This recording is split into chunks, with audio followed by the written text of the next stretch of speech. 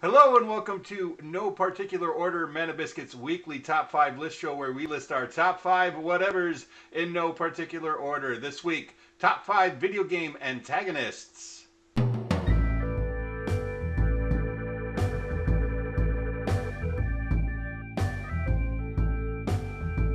Okay, we're going to get right into our lists as always. This week, I think TJ can go first. All right, that works out for me.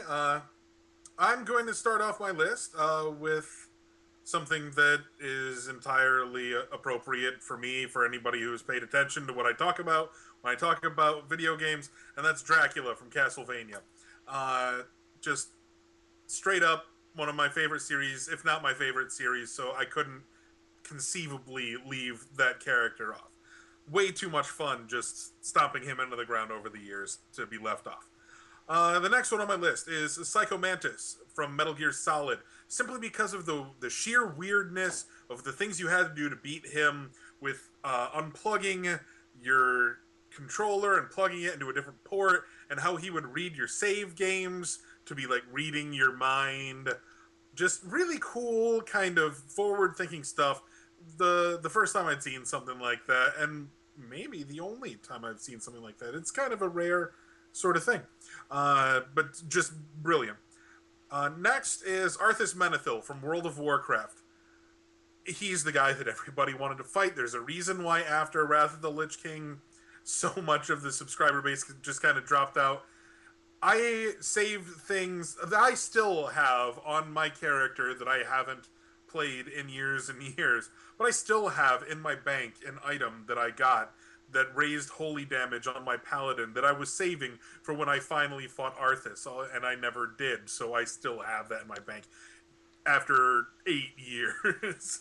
You never. Okay. I never did fight Arthas. I did go into Icetron, but I didn't fight Arthas. Yeah.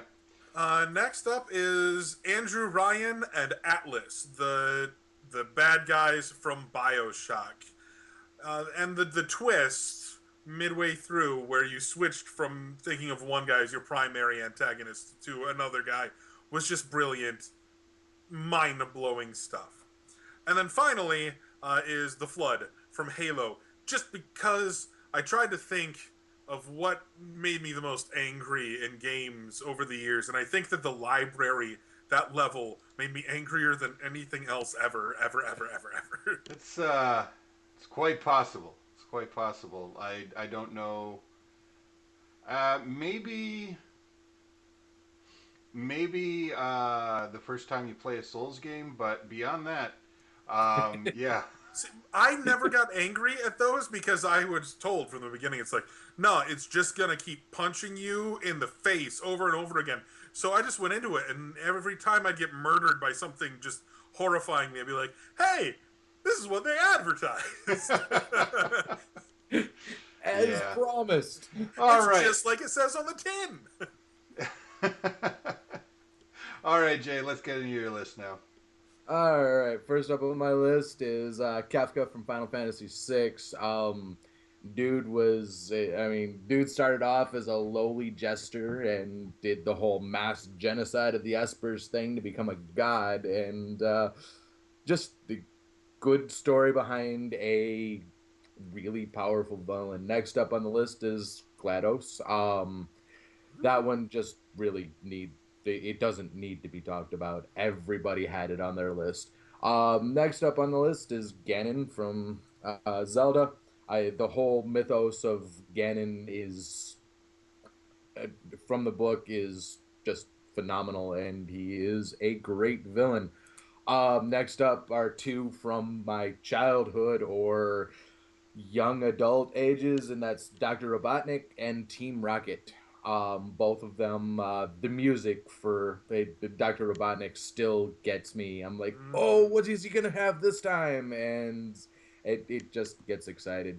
And then Team Rocket, the group that just never gave up on villainy. I want to be a bad guy over and over and over and over again. Yeah, yeah. Team Rocket. They were persistent. I recall from my childhood. Actually, Yes. I was an adult when the Pokemon games became popular. I was already of the age of majority. That's how old I am. Mm-hmm. All right, I don't so remember how old I was. I don't remember when that game. you're like a year and a half older than me, so Yeah, however old that was. Anyway, yeah.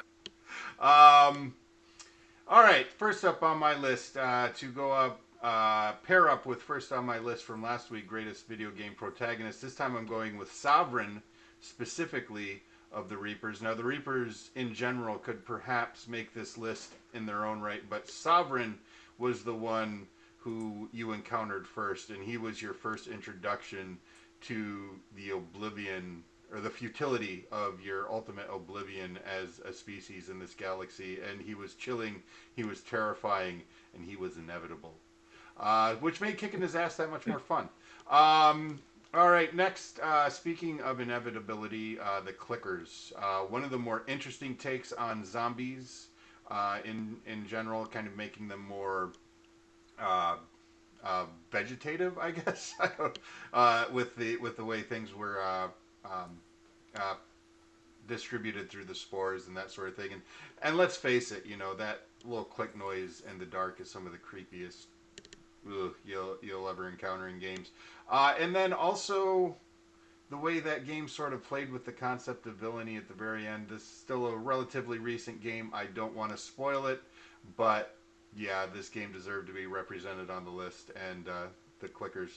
And this game is named The Last of Us. Yeah, well, if you don't know what that is, if you don't know what the clickers are, then I got no time for you. I'm kidding. I'm kidding. Yes, of course, it's The Last of Us. Next game is Final Fantasy VII. The villain is Sephiroth. I have history with Sephiroth. I was a young man easily emotionally manipulated by flimsy storytelling events, and so when Aerith was refrigerated, it got me. It put me home, or it put me in a deep, deep depressive state for the first time in playing a game. And when I finally landed like the 15th ninth of the round after a 3-hour battle, I exclaimed with great glee, "Die, you son of a bitch!" At which point my dad, who had gotten up at 5:30 in the morning to take a piss, just kind of, I heard him laughing in the background, like, what the hell is that kid doing?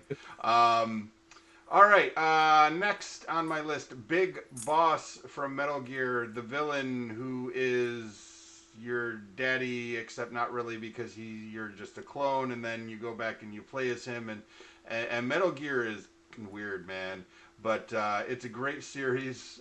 Big Boss is, if you try not to think about it too hard, still kind of an interesting story, and worthy of a spot on the list. Last up, John Conrad. From Spec Ops: The Line. Spec Ops is a shooter. Ooh, that game. I do not enjoy shooters. It's a bad shooter.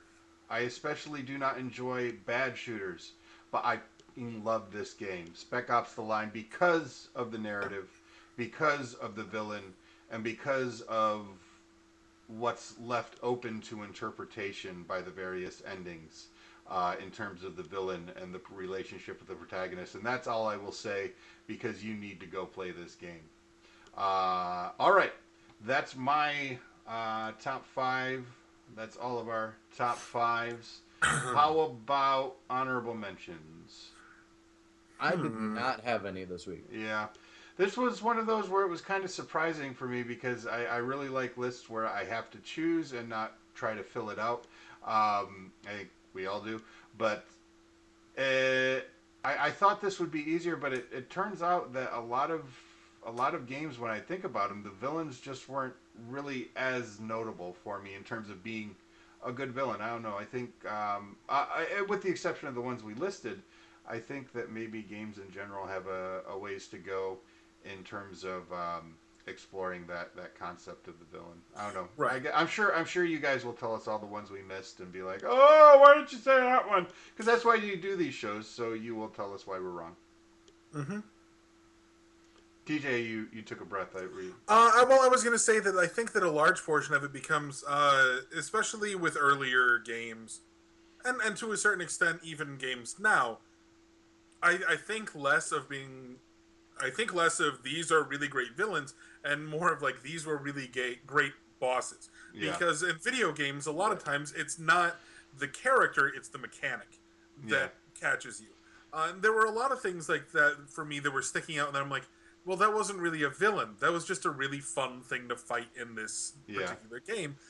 And so it becomes difficult to actually come up with enough characters, like enough actual developed villains, as opposed to just things that you have to practice. Well, I tell you what, we'll probably talk about this some more in Mana Biscuit because it's an interesting topic that we could probably spend a little bit more time on, and probably deserves a little bit more time. But for now, let's move on to the top 5 of the top 5.